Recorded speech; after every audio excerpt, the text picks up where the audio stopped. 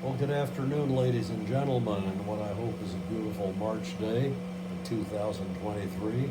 This is Jack speaking to you from out of the past and wanting to bring you from out of the past one of the world's great musicals, The Music Man, by Meredith Willson of Mason City, Iowa, whose River City, Iowa shows up thinly disguised Mason City, where he grew up and went to the library and went to the city hall and went to the pool parlor, all shows up from his youth in The Music Man. Meredith Willson was at one time an introducer of radio programs and a comic foil for George Burns and Gracie Allen.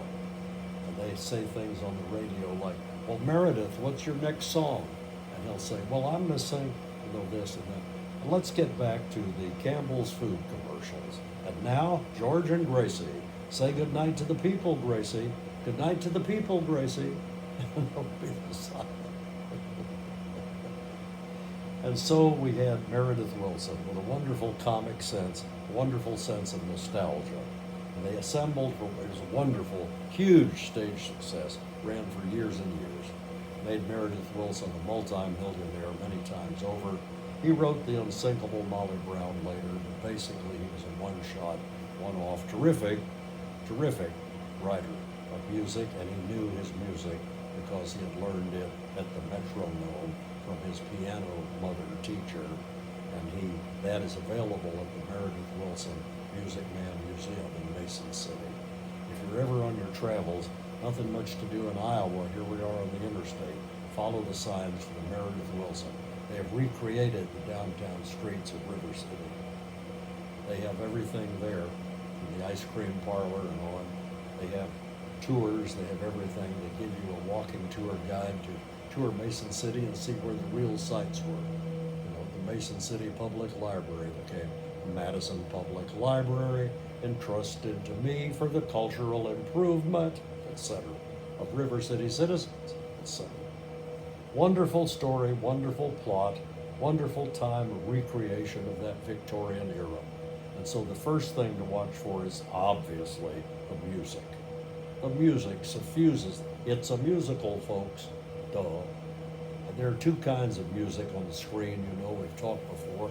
We won't go into the technical terms. Off-screen music, where we hear it, but the audience doesn't know. The audience hears it, but the cast doesn't know what's going on.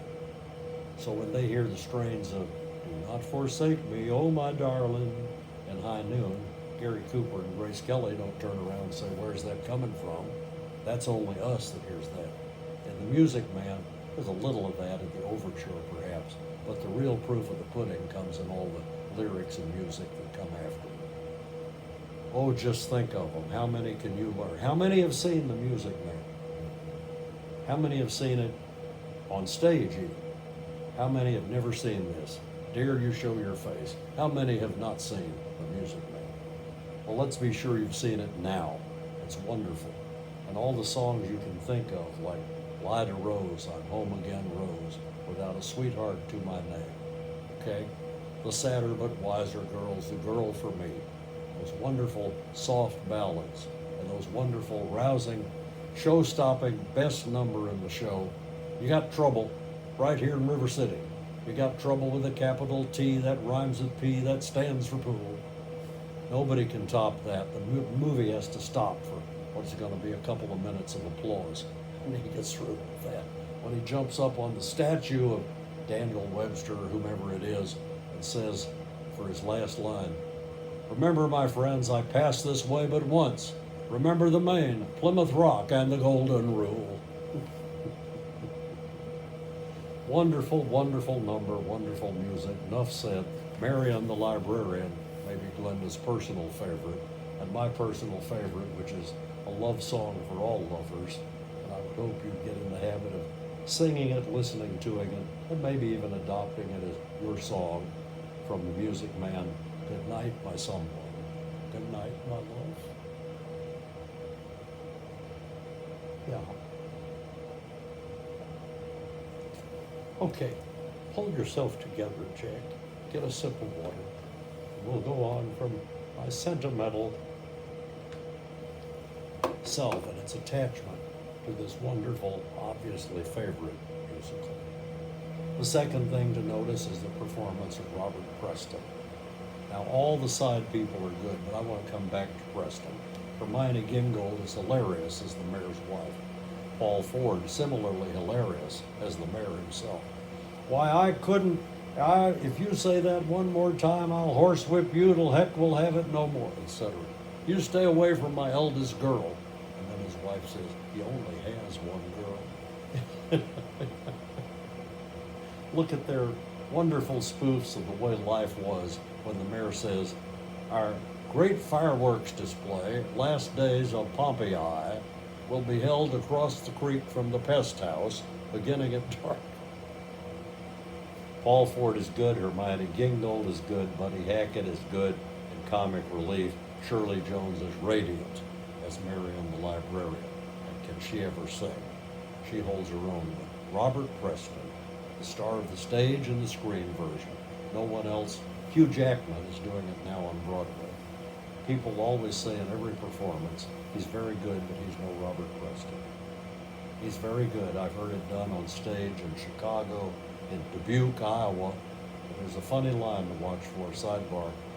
Glenda and I were seeing this on stage in Dubuque. What kind of a laugh do you think they got when they come to the line they have about Marcellus, Harold Hill, the professor says to Buddy Hackett, Marcellus, what are you doing in this one-horse town? What happens out here anyway? Doesn't make any difference. Anything happen? Newsworthy? Got to have a gimmick to sell the old boys band. Well, a farmer brought in an egg with 3 yolks last week. Marcellus said, well, I know it's River City. It's not exactly Chicago. And he replies, Chicago, it's not even Dubuque. Well, when that line went off in Dubuque, the applause and the laughter, it's not even Dubuque. He's priceless. I can't say more about his performance except watch. Every little gesture has a meaning all its own. And when we come to the conclusion, the part where he has to get poignant, he does that, and it's beyond me why he didn't get an Oscar nomination. But there were others they thought worthy, and the winner that year was most worthy anyway, Gregory Peck in To Kill a Mockingbird. So now we're moving on to the third and final reason why you should sit there, because it's so darn much fun. If you start to chuckle even once in this movie, I don't think you'll ever stop. The lines are so good, like the mayor's wife. I suppose all of you know who Balzac is and all those writers of that day that she didn't approve of. The librarians alert, she's the mayor's wife, she's going to get Balzac out of the library. And Omar Khayyam. And why would you want to do that, Mrs. Sheehan? Because I read them, and you know, smutty books. But Mrs. Sheen, surely you'd rather, do you know who Eleanor Glenn is, audience? That she was an old writer of books like Pollyanna. She said, surely you'd rather have your daughter reading something of literary quality than Eleanor Glenn. And the mayor's wife says, what Eleanor Glenn reads is her mother's business. This is a smutty book. And she storms out. They don't take it out of the library, but it's a pretty good scene. What Eleanor Glenn reads is her mother's business. That's the kind of fun you'll find. If you sit back, just give yourself to this one, folks. I have nothing more to say except enjoy every minute of this long 2.5 hour, I may have to go to the restroom, that's okay, break. The Music Man with Robert Preston, a musical for all ages.